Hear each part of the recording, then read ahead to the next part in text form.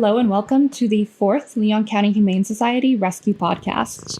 Today we're shaking things up a little bit. We've got myself, Katie Stryker, our dog coordinator, Amy Radar, and our special guest today, Kate McFall. Kate and Amy are 2 of 3 board members of F.O.G.A, Friends of Gadsden County Animals, and Kate also serves as the Florida State Director at the Humane Society of the United States. Kate and Amy founded F.O.G.A, and they founded it with the intention of helping Gadsden County. In 2023, Gadsden County Animal Services took in about 400 dogs. Of those 400 dogs, 18 were reclaimed by their owners, and over 100 were transferred. The rest of them were unfortunately euthanized. But that is an improvement from 2022, where almost no animals were getting out of that shelter, and F.O.G.A was created to help more animals get out, lower the euthanasia rate, and provide support to Gadsden County. So, Kate, do you want to start off, introduce yourself, give a little bit of background of how you got into this and what you do the rest of the time? Well, sure. Yes, the little background is we're thrilled, absolutely thrilled with the good progress Gadsden County Animal Services has made in the past couple of years and continues to make going forward. We're happy to be partnering and working with them. So, F.O.G.A, Friends of Gadsden County Animals. And that's who we are, Friends of Gadsden County Animals, to help the animals and help their staff, but help get more animals out and transferred. And we'll talk more about that. But really, if you look back, I've been in Tallahassee since 1999, and y'all have been here longer than I have. But it's not been a bright light in terms of animal welfare over the years. But in the last couple of years, that light is shining brighter and brighter. And we're really happy with the leadership at Animal Services and that we're able to work together and get a lot of animals out and saved. And the networking that Alan is making with other shelters, partner shelters, just going to conferences and connecting. And they use a software now, which is huge progress from years back. So we're pleased. There's a lot of work to be done, but we're really, really pleased at what's happened in the past couple of years. And F.O.G.A, we are working hard. That's putting it mildly, working hard to help. You all are. And you mentioned Alan really briefly. I just want to give background on who that is. Alan runs their animal control. Animal Services. He's the director. He's the director. How big is his staff? How many people work with Alan? 2. So just 2 people out there for, like we talked about. Hiring. So there'll be perhaps 3, but they do a lot with very little. They do. And when we're talking about transferring them out, what's involved in a transfer? Does Alan call you? How does that happen? Great question. And the boss over here will have some great insight on that. Oh, yeah? We, for sure. We collectively, we have a couple of volunteers, a volunteer vet, a retired vet who helps us, and a few others. But we just decide who select the dogs that we think, or cats, that we think will be attractive to or some of our transfer partners, and do some basic vetting, and then ask our generous, wonderful partners throughout the state of Florida, private shelters that are larger and have more capacity. Hey, can you take these few dogs, or whatever we're asking? And then we say a prayer and we wait for their answer. And hopefully then we have to, it's a lot of work. I'm minimizing it, but then we have to figure out transport.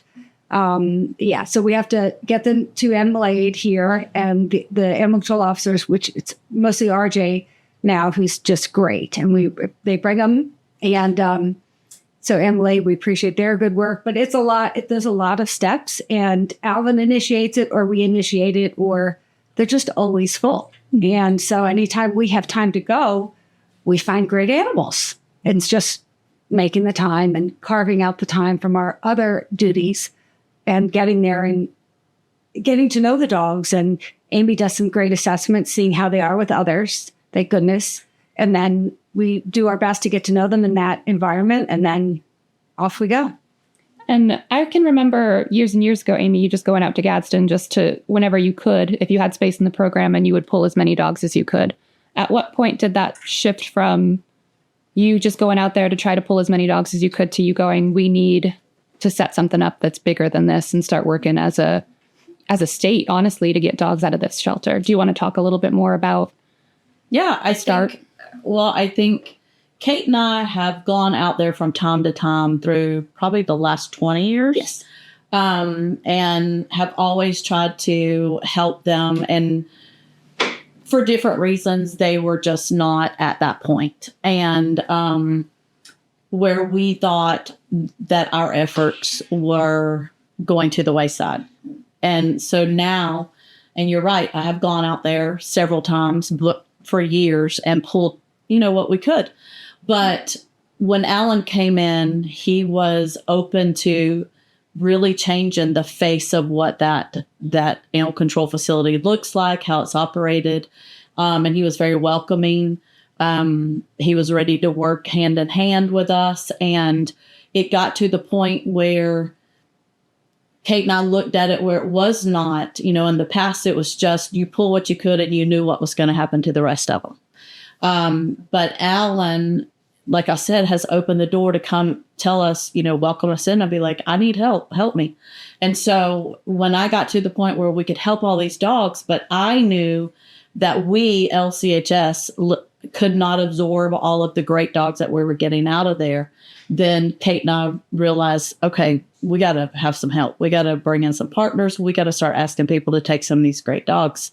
And when I think about the dogs we've taken in the last few years, the ones that come to mind, a lot of them are the ones that I pulled from Gadsden County. Like, they are great dogs. There are great dogs out there. But, with limited resources, they can only do so much on top of their daily jobs. And so they needed help.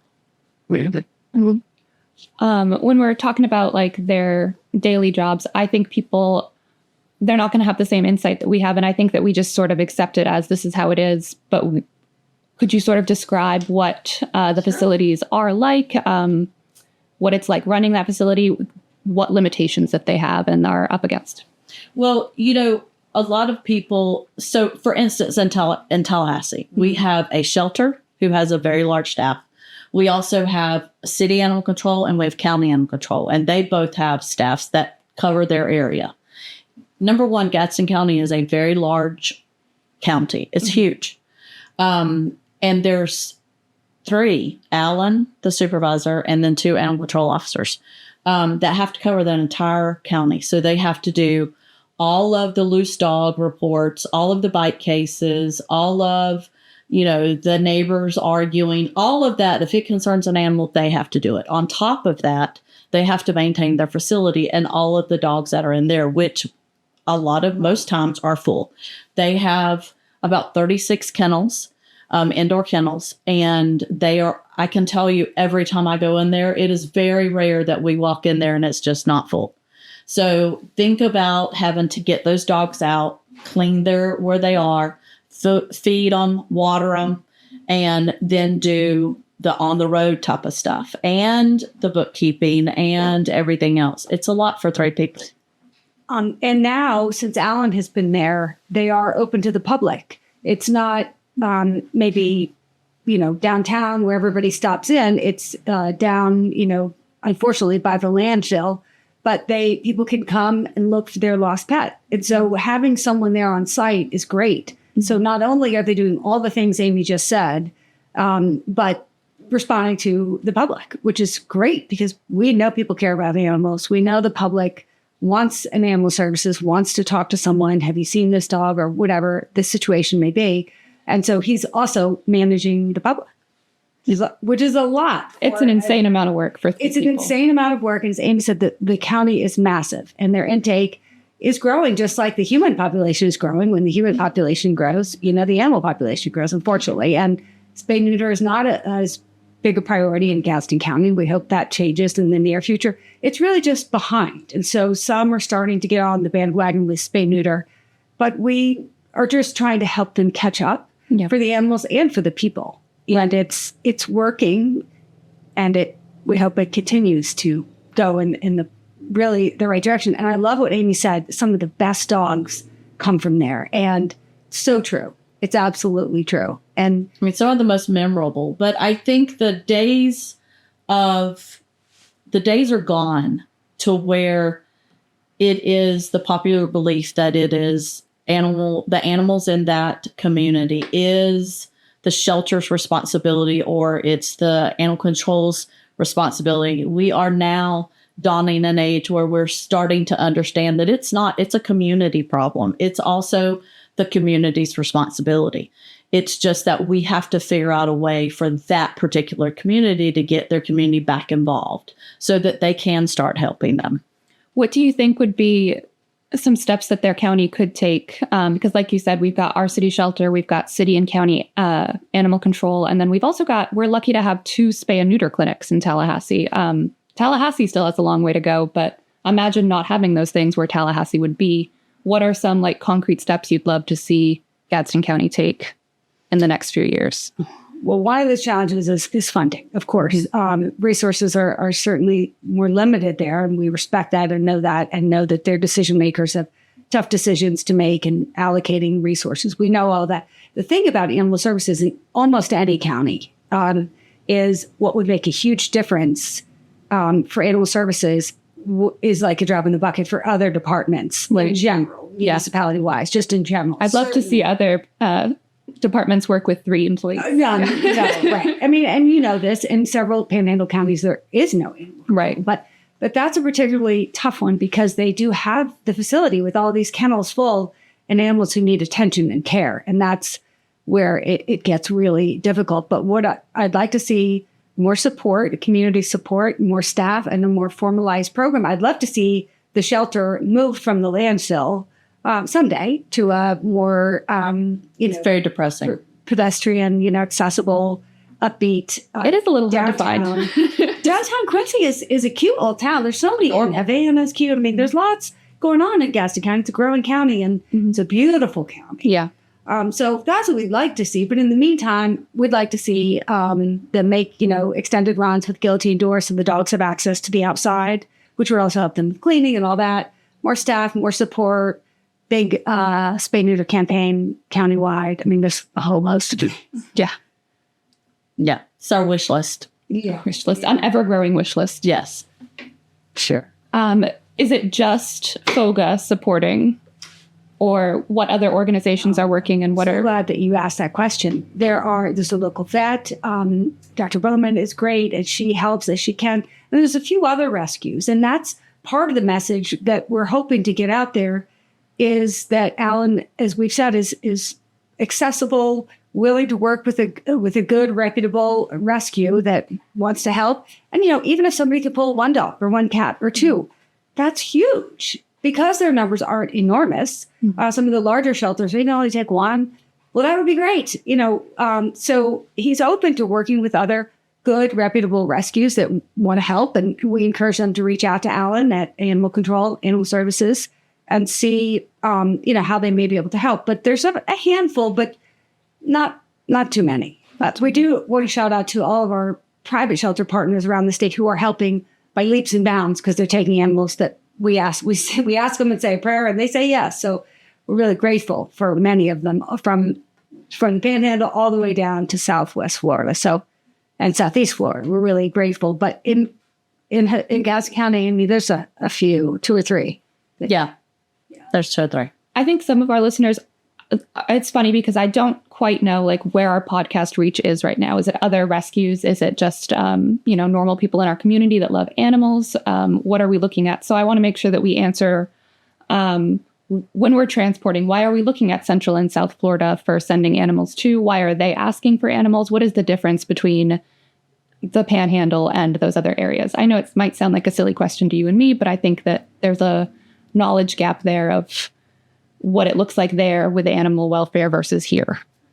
They do more adoptions. They have more capacity, more resources, and they fly through. One of our great partners in Southeast Florida on Tuesday, she loved the dogs that we had just delivered. She said, yeah, they should probably be adopted by the end of the weekend. And I was like, oh, what? Oh my gosh, that must be, so that more metropolitan, the cities have more traffic, more adoptions, more adopters, more staff, more going on, all of those things that's why we ask them. We're not going to ask a really tiny shelter. Right. And we don't want anybody that's already full up and struggling to be taking on animals. And hopefully they wouldn't say yes anyway if we were foolish enough to ask them. But no, we ask the big shelters that have capacity and that want to help. And we're so grateful. And then what's something that you wish more people understood about transport and why we're transporting animals out? I think that for me personally, I don't know about Kate, but for me, I want people to understand that it is life-saving, that they have opportunities where we send them that they would never have here.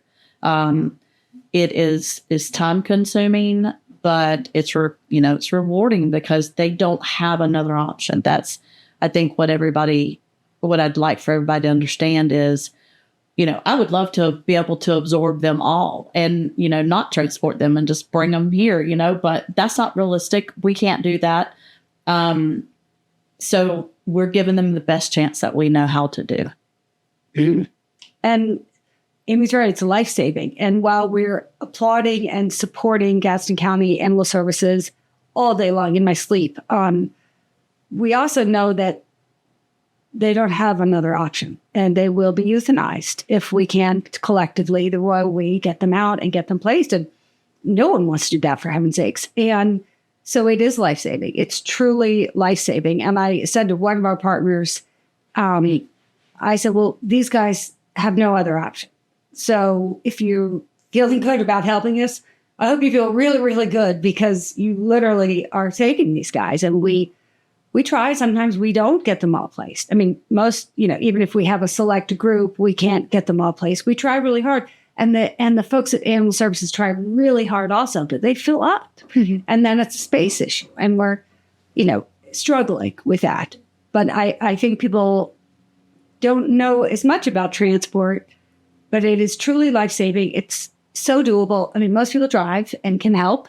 And that's the other thing. Amy and I are looking for volunteers to help us. So our board is 3 of us, and our third wonderful partner is Dr. Williams, who's a retired veterinarian, amazing lady and friend. But it's us. Mm-hmm. And we are always looking for help for our little nonprofit that we're doing a lot. So just like every other, group, we're always looking for help. But we're really looking for help because we're really small and only a couple of years old. Yeah. I think transport is like one of the most selfless things that you can do in rescue. Because everybody wants to take in a dog and be like, I saved this dog. I did this. I adopted him. I opened my heart and my home. And that's wonderful, obviously. Like, we want people to do that. But transport is taking an animal and bringing them to someone that can do right by them and handing them off and wishing them well. And that is hard to do. It's like, it would be hard for me to just not, follow them the whole way, but knowing that they're in good hands. I think it's really selfless and wonderful. It's hard sometimes when I do the driving, when I take the dogs, and we have a good ride to wherever we're going, and they're great dogs. And by the time you have gotten to the point of loading them on the car, and you've got to know them because we've done temperament tests on them, we have vetted them. A lot of times we do their vaccines. We've transported them to animal aid sometimes. So you've really got to know them a little bit, and they hit your heart. And then when you get there, you're like, it's almost like handing them off, and it's bittersweet. Mm-hmm. Because you're like, all right, buddy, wish you most the love. Yeah. Go be well. But then it's really awesome when you get those stories from those shelters, and they're there like 2 days, and they send you a picture, and they're like, Fluffy was adopted, and you see him and you're like, yes, okay. Because what I think another thing people don't understand is, that's not my full-time job. I have a full-time job. Yeah. That's a full-time job plus. This is in addition to all the work that you do at LCHS. And Kate does too.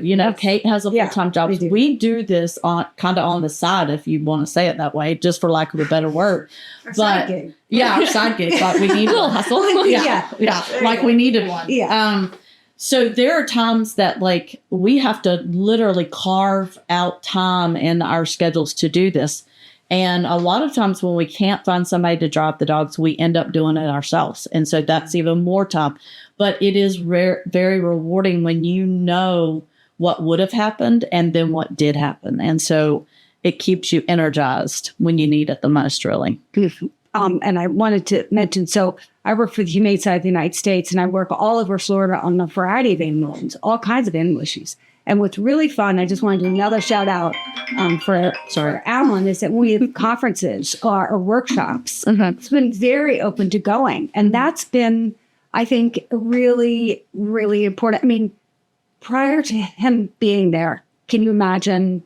No. Yeah, no. And so he's really benefited and brought his staff in. And that's been a game changer. He absorbs the information and learning, and he brings that back what he can, and one day at a time. But in my travels, literally, sometimes I'm traveling for work and I'll say, oh, I can fit a dog or two in this car. We went to the car company, that'll be fine. And deliver them. But I see some of the shelter directors who are our partners, and they're like, oh my gosh, I got to tell you about so-and-so. And sometimes I don't even remember all their names, or they change their names, but I know their faces. And they're very excited. So like Amy was saying, when you see those pictures and those happy stories, adoption stories, I honestly invite them to come to Tallahassee and come meet Alan here and see the Gadsden shelter, so they know.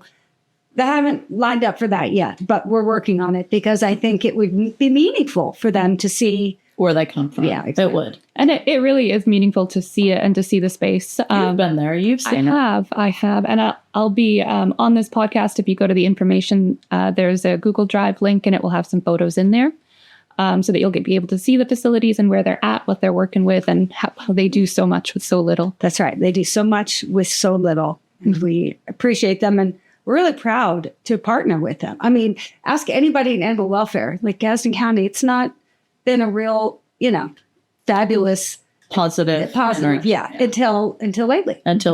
It's not about, it's about what you want to do and what you're willing to do for the animals, not what you have with them, I think. And Alan and Gadsden County are a great representation of that, because Gadsden has, in the past, been a sore spot. Like, you hear Gadsden County and you're like, ooh, the dogs in there are not doing well. But I mean, I myself, have tried several times to make a go of it. And it was just, I felt like I was banging my head against a wall. And this is the first time that I feel like we're making progress. And it's because, Alan is like a sponge. He's soaking up all the information that he can, because he wants to understand and wants to do it. And so is RJ, and so is Mr. Willie. So they're wanting to do better. And as long as they are, that makes you want to help them more. And, you see the dogs, and, Kate and I always,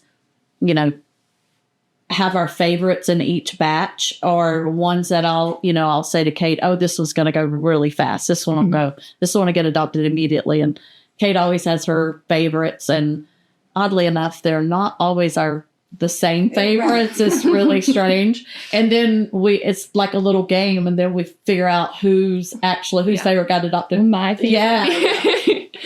So it's kind of wins that one with her expertise. Yeah, there's a big one there. Who pulls on my heartstrings? But you make a good point that the guys they're so thrilled when we take a big bunch of dogs out. They're so happy to work with us. Again, along with all those other commitments and stuff they have going on. We're like, wait, I need you to do this. Can you stop what you're doing and take a picture of this dog in this kennel? And they're like, oh, okay. Yes. Right. Because that's not really part of their job description. They're not paid any differently if they get dogs out, get them sent. Oh, right. But they're happy that they have it's more work for them. It is. By far. Oh, 100% more work. Oh, yeah. But they're happy to do it. Yes, they want because they want good outcomes for the animals. Of course they do. And we appreciate them just as much. And we hope that their team grows in that. I mean, it's not giant, but even, one other officer would be a big help. And I know they need more help. They're working awfully hard. They are. We've kind of gotten close to this a few times, but you've said that there are lots of dogs that are super memorable for you and lots of favorites. Can you pick one and tell me about them? Yes. Because I'm getting older, my memory is not what it used to be. I cannot remember the name. But I can tell you the story of him. I can tell you what kennel he was in. If you walked into there, he was the first one left, that big Brody. Yeah. With the tail. He was a big Rottie with the tail. We had him for a while. I brought him into our program.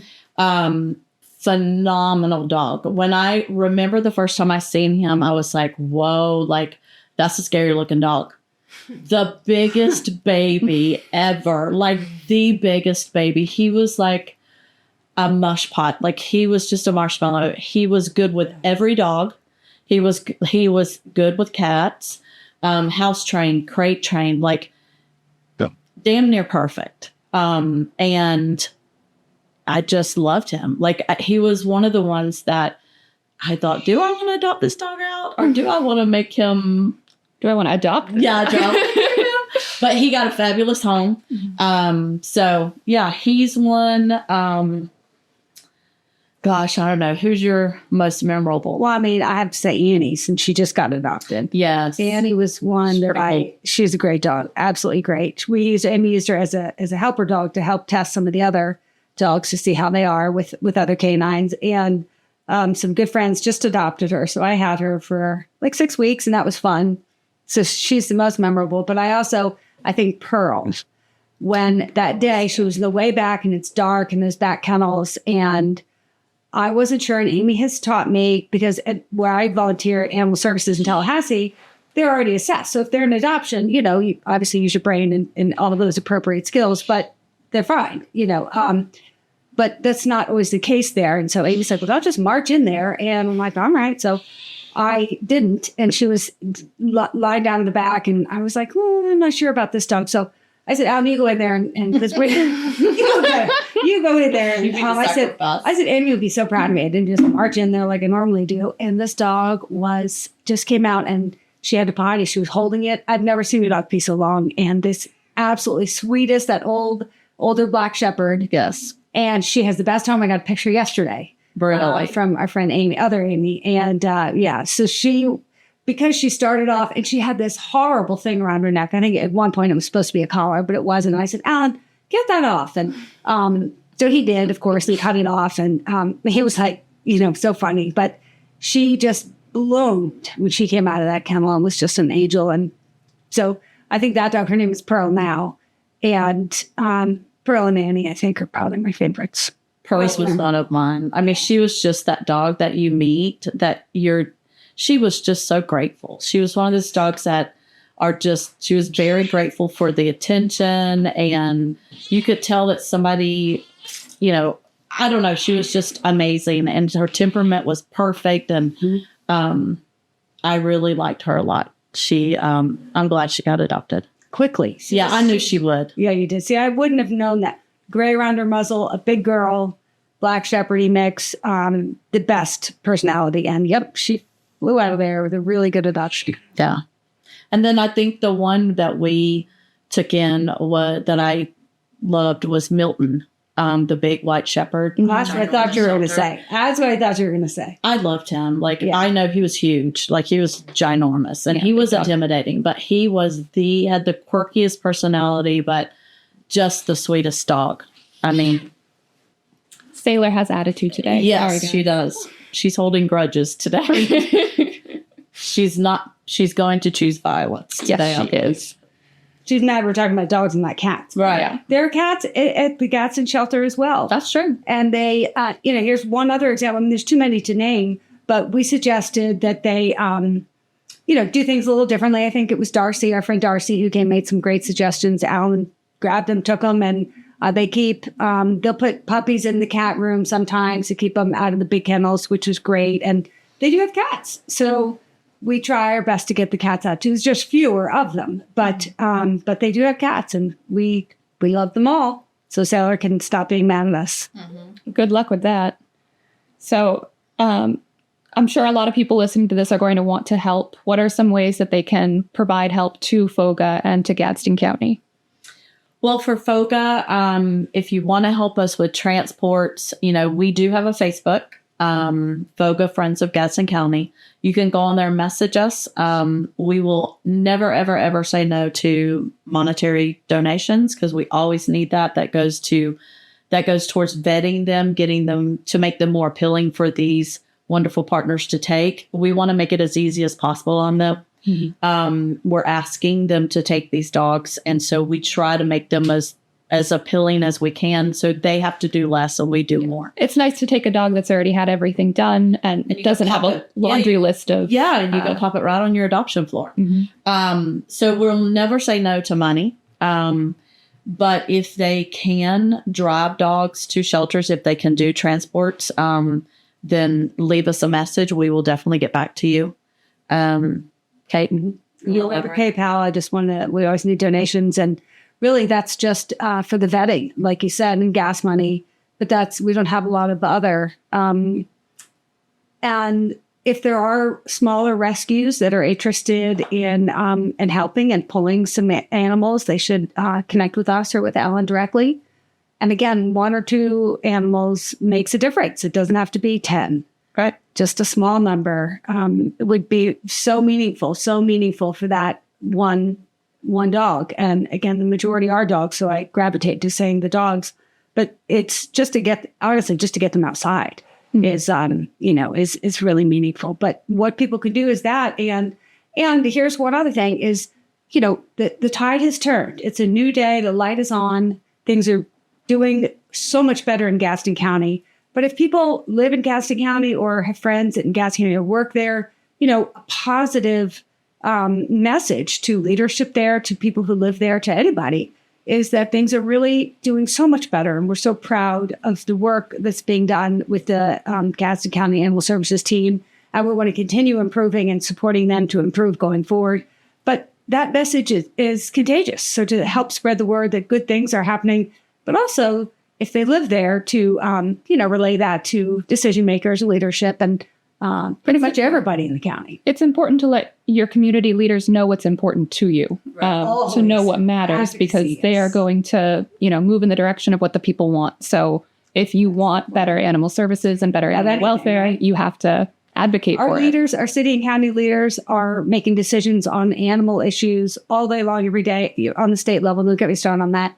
And so Amy's laughing. She's like, oh God, we'll be here all night. But so they need to hear from you. But this is important. We're so glad that it's a new day and things are, and has been for a little while, but it's really taking off and things have improved, but they can always be better. Oh yes. We absolutely. And we're heading in that direction, but you're right. So to tell your local leaders what's important to you. It's true for Tallahassee too. It's true for everyone everywhere. True. All right. Well, thank you so much to Amy Radar, our dog coordinator, and Kate McFall, founders of F.O.G.A. And there'll be their PayPal link in the info section, along with some photos and information of what we talked about today. Thank you for listening. Bye, guys. Thank you. Thanks.